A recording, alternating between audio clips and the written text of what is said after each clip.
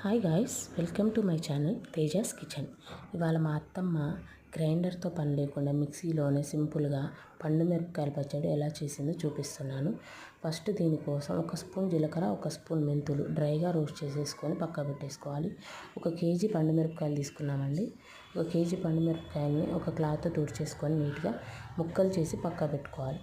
దీనికోసం కావాల్సినవి 100 గ్రాముల చింతపండు, ఒక 5-6 వెల్లుల్లిపాయ రెబ్బలు పొట్టు తీసేసుకోవాలి, తగినంత ఉప్పు, వేయించుకున్న జీలకర్ర, మెంతుల్ని అన్నిటిని కొద్ది కొద్దిగా మిక్సీలో వేసేసుకొని మిక్సీ చేసేసుకోవాలి. మెత్తగా రుబ్బుకోవాలండి. మెత్తగా మిక్సీ చేసేసుకోవాలి. అలాగే మిగతా ప్రాసెస్ కూడా అన్నిటిని కొద్ది కొద్దిగా వేసేసుకొని మిక్సీ చేసుకోవాలి. మెత్తగా రుబ్బుకోవాలండి. మెత్తగా రుబ్బుకున్నాక దీనికోసం తాలింపు రెడీ చేసుకోవాలి. ఫస్ట్ ఒక కడాయి పెట్టేసుకొని దాంట్లో ఆయిల్ హీట్ అయ్యాక కొద్దిగా ఎండుమిర్చి, ఒక 5-6 ఎండుమిర్చిని తుంచేసుకోవాలి. అవి వేగాక అందులో కొద్దిగా ఆవాలు, కొద్దిగా జీలకర్ర వేసేసుకోవాలి. అవి కూడా వేగాక వేయించుకోవాలండి.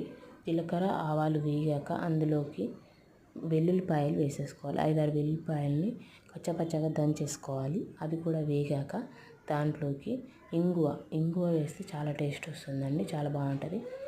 ఇంగువ కూడా వేసేసుకోవాలి. ఇంగువ వేసేసుకున్నాక కొద్దిగా కరివేపాకు, చిటికెడు పసుపు వేసుకుంటే తాలింపు రెడీ అయిపోయింది. ఇప్పుడు పండుమిర్చి పచ్చడిని కొద్దిగా తీసుకొని మనకు కావాల్సినంత గిన్నెలోకి తీసుకొని తాలింపు అందులో వేసేసుకుంటే రెడీ అయిపోయిందండి. ఎంతో రుచికరమైన పండుమిరపకాయల పచ్చడి రెడీ అయిపోయింది. టేస్ట్ మాత్రం చాలా బాగా వచ్చింది. మీరు కూడా ట్రై చేయండి. Okay, bye guys.